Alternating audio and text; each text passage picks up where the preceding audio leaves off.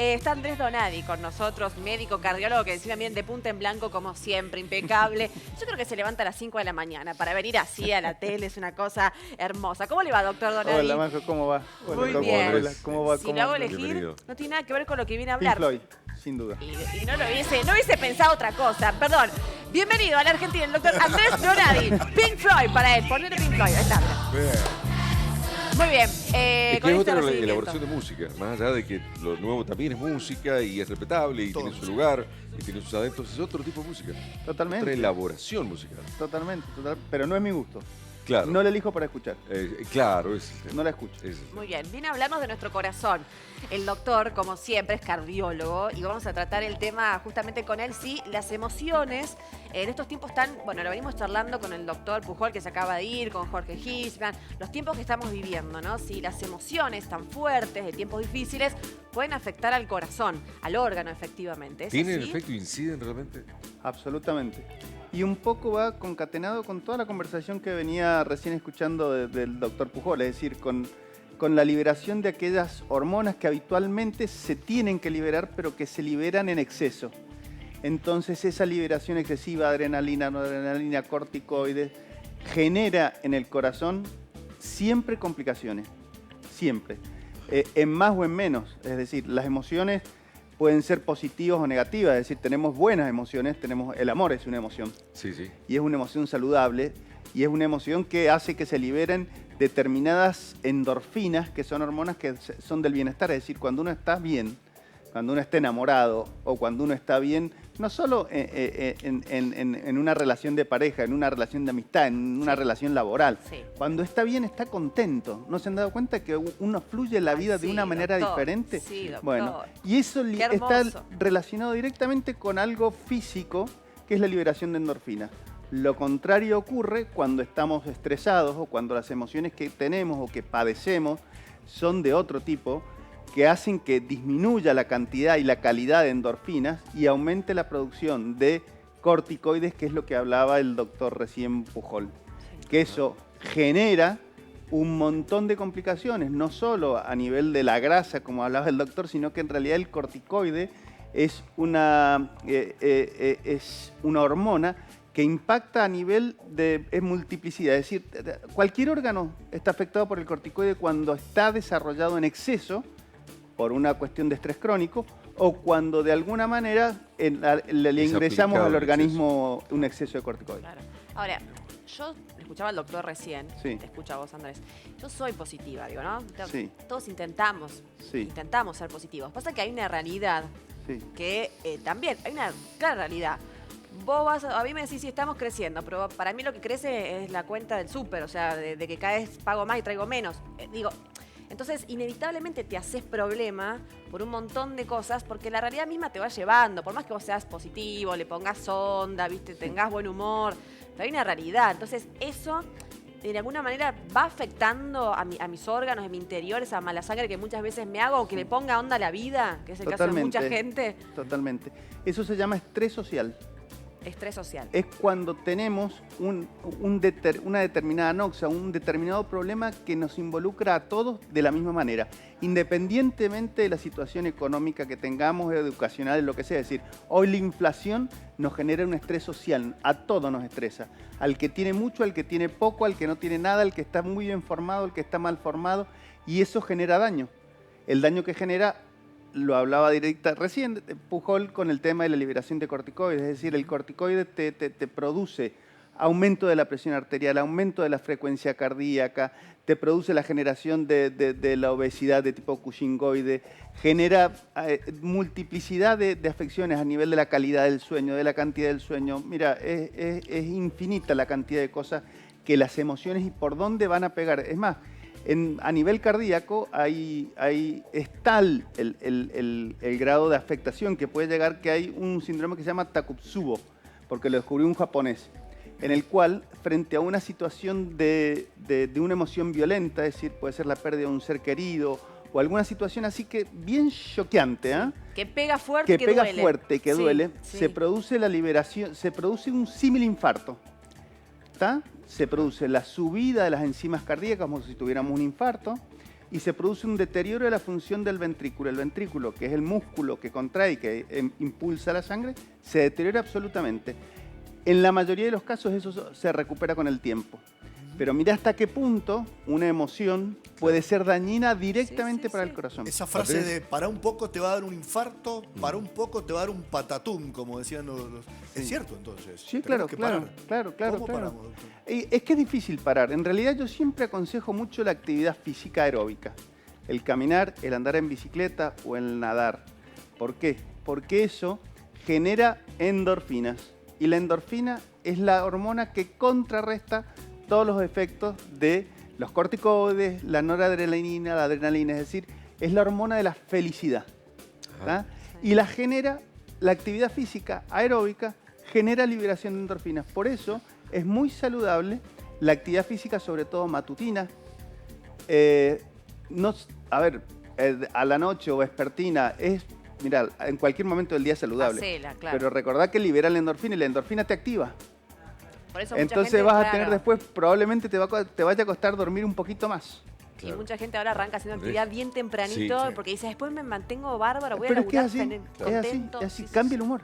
Andrés, el gaucho diría, me pongo más grande y el cuero se me pone más duro, ¿no? Como que las cosas no le afectan tanto. Sin embargo, mi sensación es que a medida que crecemos, vamos sensibilizándonos más ante algunas cosas, ¿no? Tiene que ver con el corazón, digo, uno siente que hay cosas que le impactan de una manera a los 20, a los 30, que a los 50, ¿no? Tiene que ver con el corazón, con la edad del corazón, la vejez del corazón. No. Eso no tiene que ver con el corazón propiamente. Tiene que ver con una maduración de las emociones, yo creo. Okay. En realidad, de la forma en la cual uno toma determinada situación, probablemente a los 20 años, los problemas que vos tenés son absolutos. Hoy día, si le preguntamos a un chico de 20 años qué problemas tiene y no te va a decir la inflación, te va a decir probablemente algo de la facultad o que se peleó con la novia. Es decir, Claro. hay otro nivel de prioridades. Claro. Y si le preguntas a una persona de 50 y te va a decir seguramente la inflación o el dólar. Sí, Y no tiene nada que ver, te aseguro, que con el corazón. Sí le hace mal al corazón. claro. Claro. Pero cuando estamos decaídos, por ahí tristes, por el motivo que sea, Sí. y uno como que te empezás a poner como Sí. pachuchito, digamos, te vas Sí. como agachando. ¿Puede ser que uno sienta como puntaditas o puede el corazón dar signos o síntomas? ¿Eso es para ir a hacerme ver o es normal que uno se siente como desganado, decaído, triste y el corazón da como ciertas alertas? ¿Tiene que ver o no? Mira, lo que pasa, Majo, es que en realidad cuando uno tiene las emociones, de alguna manera las tiene que canalizar. Y de alguna manera con determinadas emociones lo que hacemos es somatizar. Empezamos de alguna manera como una valvulita de escape, es decir, el corazón muchas veces funciona como esa valvulita de escape y somatizamos mucho a nivel cardiológico. Somatizamos mucho cuando tenemos problemas en el dolor de pecho, en la sensación de esas palpitaciones raras, sentimos el latido. En realidad, ¿por qué? Porque disminuimos el umbral de percepción, es decir, nos ponemos en alerta. Es una situación que es absolutamente fisiológica y yo te diría que ancestral. Cuando nuestros ancestros hace 2000 años atrás, ¿qué pasaba? Cuando venía un animal a comerte, ¿qué pasaba? Aumentabas la frecuencia cardíaca, aumentabas la presión arterial. ¿Por qué? Porque empezabas a poner todos tus sentidos arriba. Esto pasa lo mismo.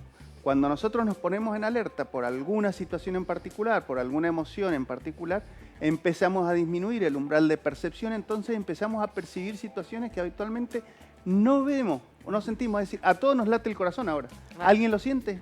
No. Pero muchas veces llega la noche, te empieza la cabeza el rum rum Oh. y empiezas el corazón, sentís uy, está latiendo, uy. Y mirá cómo Ese late, y rum late rum bien. es tremendo. Es tremendo. Es ¿Hay tremendo, alguna pastilla sí, para sí, calmarlo?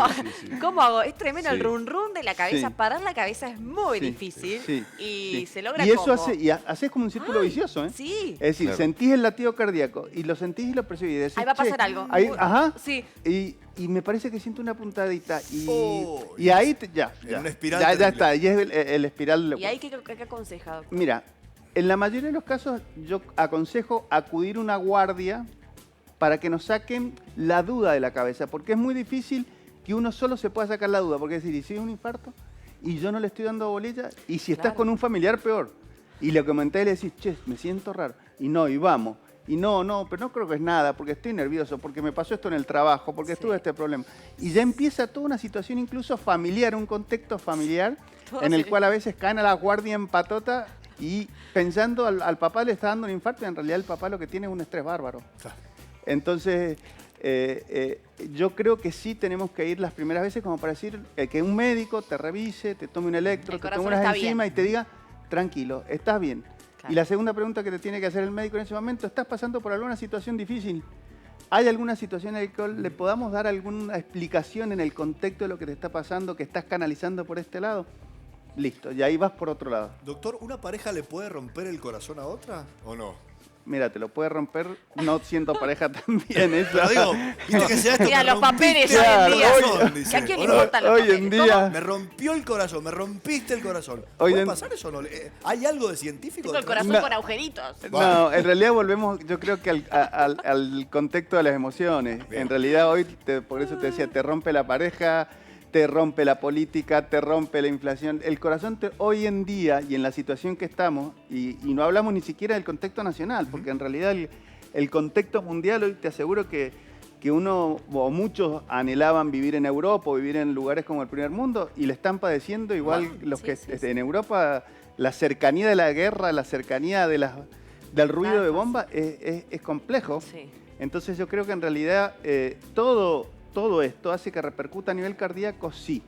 ¿En qué grado? Dependiendo del tipo de emoción y el tipo de impacto de la emoción. Claro. Y ahí en más es muy difícil empezar a tratar de cómo manejarlo y controlarlo. Y tengo una que tiene que ver. ¿Puedo? Sí, a ver. porque me meto Dale. a esta. No, ¿Cómo porque te digo. gusta? No, ¿Cómo? ojo.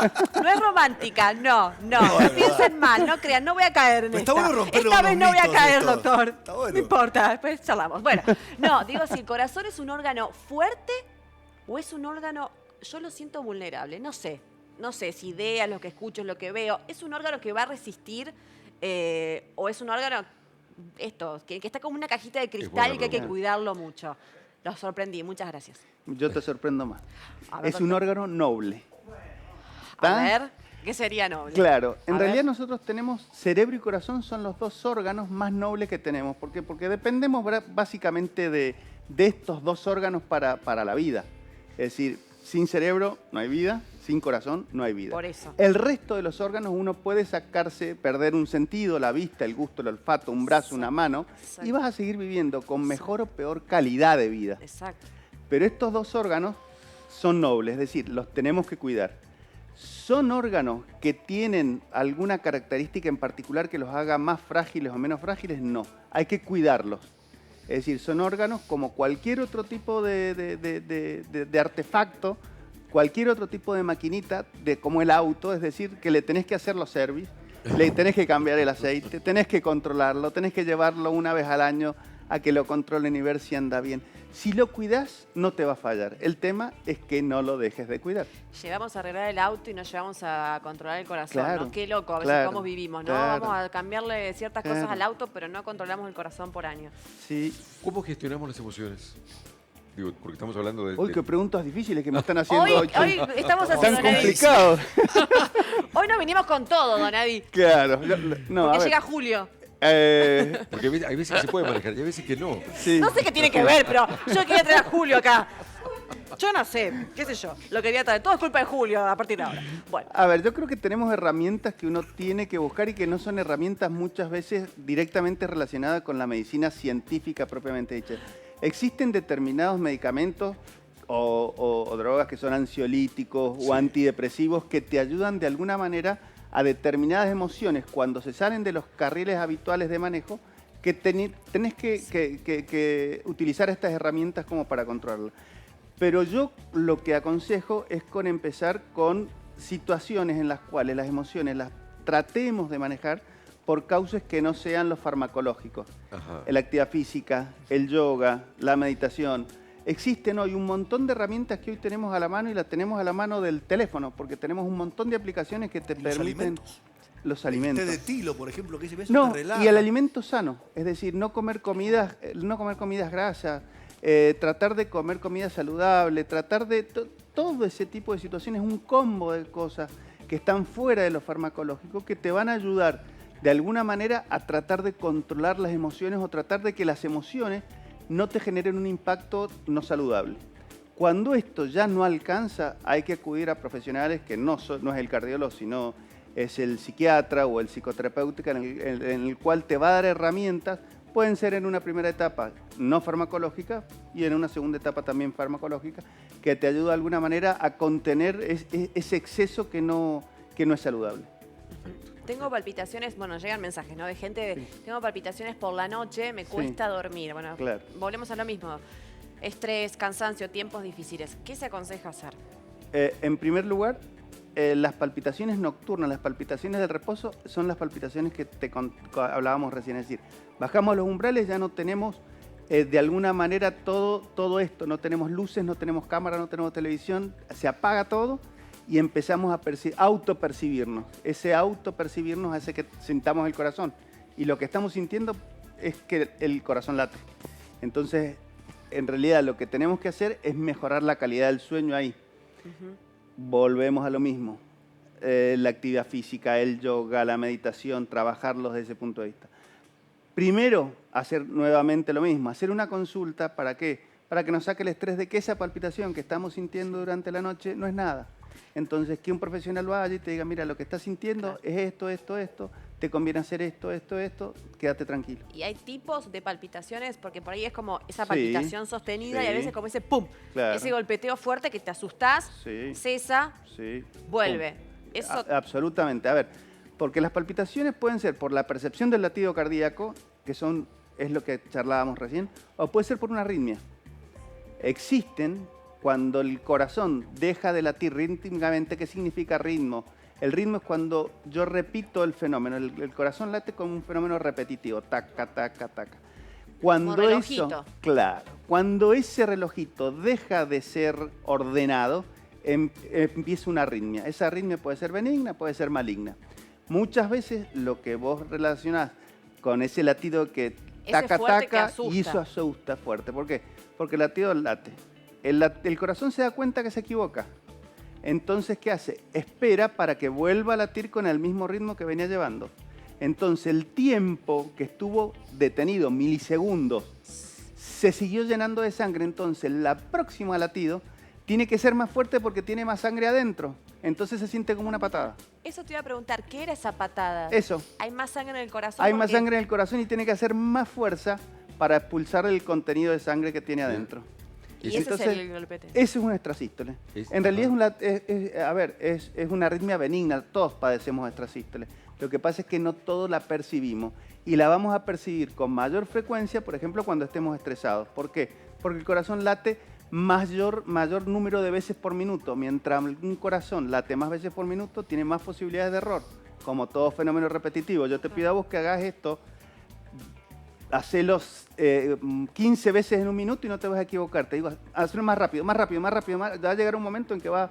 Y eso le pasa al corazón también. O sea que ese golpeteo para aprender es un latido del corazón. Es un latido. Más fuerte, pero porque hay más sangre. Pero ese golpeteo que uno siente es un latido del corazón. Es un latido fuerte. Es un latido fuerte. Mirá vos. Bueno, Andrés, gracias por esta clase abierta que has hecho. Gracias. Gracias a de ustedes. verdad. Gracias, Andrés, como siempre. De corazón, muchas gracias. Lo quería despedir así, doctor. Es mi doctor, déjenme que lo quiero mimar. Muchas gracias. Te dio un extrasístole. Ese saludo. Hemos aprendido hoy todo. Gracias, Andrés, un gusto.